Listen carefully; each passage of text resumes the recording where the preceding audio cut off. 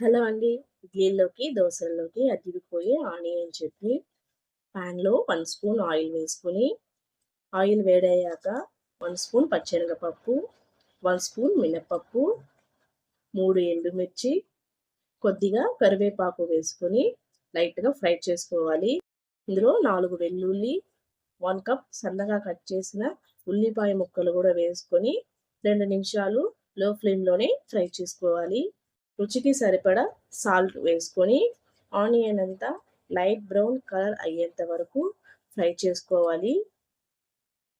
ఇలా ఫ్రై చేసుకున్న తర్వాత కొద్దిగా కొత్తిమీర వేసుకొని కలుపుకొని స్టవ్ ఆఫ్ చేసుకుంటే సరిపోతుంది.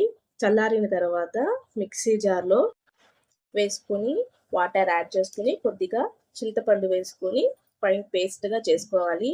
ఇలా పేస్ట్ చేసుకున్న చట్నీని ఒక బౌల్‌లో తీసి పక్కన పెట్టుకోవాలి. ఇప్పుడు దీనికి పోపు వేసుకుందాం. పాన్‌లో 1 స్పూన్ ఆయిల్ వేసుకొని ఆయిల్ వేడయ్యాక 1 స్పూన్ ఆవాలు, ఒక ఎండుమిర్చిని ఈ విధంగా తుంచి వేసుకోవాలి.